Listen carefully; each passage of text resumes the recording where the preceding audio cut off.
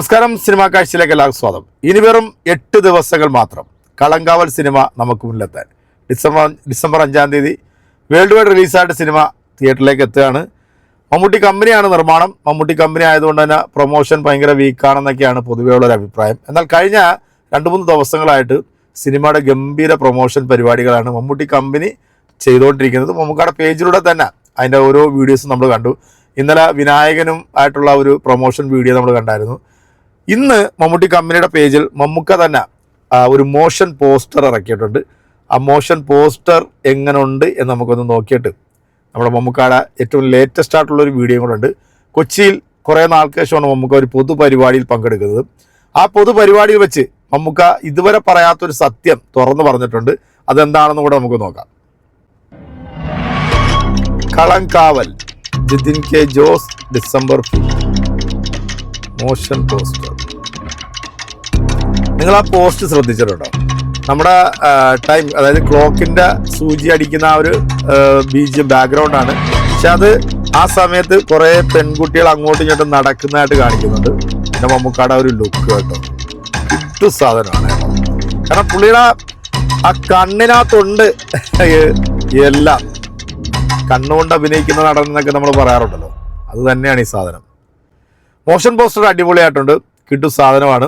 എന്തായാലും ഒരുപാട് പ്രതീക്ഷകൾ നൽകുന്ന മമ്മൂക്കയുടെ ഈ ഒരു സിനിമയ്ക്ക് വേണ്ടിയുള്ള ഒരു കട്ട കാത്തിരിപ്പിലാണ്. അപ്പോൾ നമ്മൾ ഇതുവരെ മമ്മൂക്ക തുറന്നു പറയാത്ത ഒരു സത്യം, അത് ഇന്നലെ കൊച്ചിയിലൊരു പൊതുപരിപാടിയിൽ വെച്ചിട്ട് മമ്മൂക്ക അത് തുറന്നു പറയുന്നുണ്ട്. അതായത് സിനിമയിൽ മുഹമ്മദ് കുട്ടി എന്ന മമ്മൂട്ടി എങ്ങനെയാണ്, അല്ലെങ്കിൽ മമ്മൂട്ടി എന്ന പേര് കിട്ടിയത് എങ്ങനെയാണ്, അത് ആരാണ് കൊടുത്തതെന്നൊക്കെ അറിയണ്ടേ. കണ്ടോ? മലയാളത്തിന്റെ മഹാനടൻ മമ്മൂട്ടിയെ മമ്മൂട്ടി എന്ന് വിളിച്ചത് ആരാണ്? കേരളം കാത്തിരുന്ന ആ സസ്പെൻസ് പൊളിച്ചത് ഹോർത്തൂസിന്റെ ഈ വേദിയിൽ വെച്ചാണ്. എനിക്കറിയാവുന്ന, എനിക്ക് പേരിട്ട മമ്മൂട്ടി ദാണ്ട് അവിടെ ഇരിപ്പുണ്ട്.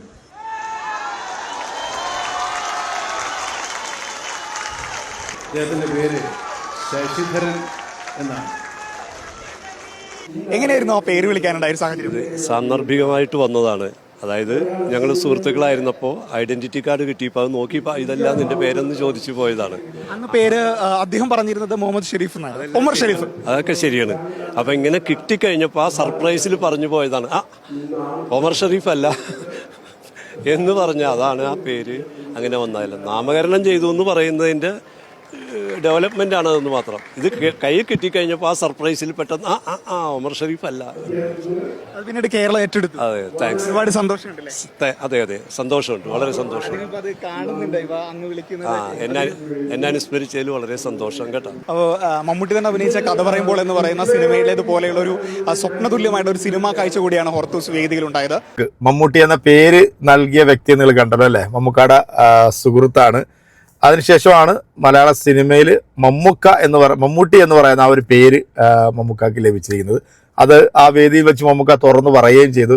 എന്തായാലും നമ്മളെല്ലാവരും കാത്തിരിക്കുന്നത് കളങ്കാവൽ എന്ന സിനിമയാണ്. ഇന്ന് രാത്രി 8 മണിക്ക് ഒരു അപ്ഡേഷൻ ഉണ്ടെന്ന് ഞാൻ ഇന്നലെ പറഞ്ഞായിരുന്നല്ലോ അല്ലേ?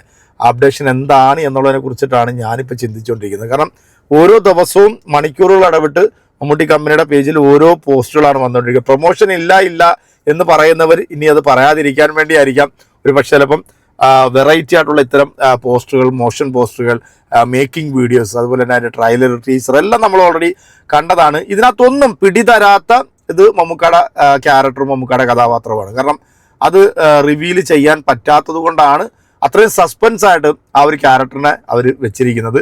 എന്തായാലും സിനിമ പൊളിക്കുമെന്നുള്ള കാര്യത്തിൽ ഒരു സംശയം വേണ്ട. ജിതിൻ കെ ജോസ് ഇതിനു മുമ്പ് ചെയ്തിട്ടുള്ളതെന്ന് പറഞ്ഞാൽ കുറുപ്പ് എന്ന സിനിമയുടെ സ്ക്രിപ്റ്റ് ഡയറക്ടറായിരുന്നു. അദ്ദേഹം ആദ്യമായിട്ട് സ്വതന്ത്ര സംവിധായകനാകുന്ന ഒരു സിനിമ കൂടിയാണ്. കാരണം നമ്മുടെ മലയാളത്തിലേക്ക് ഒരു പിടി പുതിയ ടാലൻറ്റഡ് ആയിട്ടുള്ള സംവിധായകരെ തന്നിരിക്കുന്ന ഒരു നടൻ കൂടിയാണ് നമ്മുടെ പ്രിയപ്പെട്ട മമ്മൂക്ക.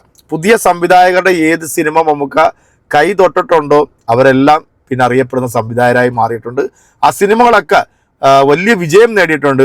100 കോടി 200 കോടി എന്നൊക്കെ പറഞ്ഞ് ഇതിനകത്ത് കിടന്ന് ചിലക്കുന്ന ആൾക്കാരോട് എനിക്ക് പറയാനുള്ളത്, ഈ 100 കോടി 200 കോടി എന്നല്ല, ജനഹൃദയങ്ങൾ കീഴടക്കി അത്ര നല്ല നല്ല കഥാപാത്രങ്ങൾ കൊടുക്കുക എന്നുള്ള, തള്ളിയും പിടിച്ചൊക്കെ 100ഉം 200ഒക്കെ കോടി ആർക്ക് വേണമെങ്കിലും കയറ്റാൻ സാധിക്കും.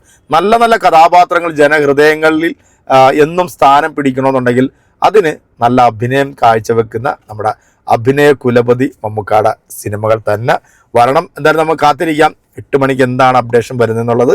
കണ്ടതിന് ശേഷം നമുക്ക് വീണ്ടും ഒരു വീഡിയോയിലൂടെ വരാം. അതുവരേക്കും എല്ലാവർക്കും ബൈ.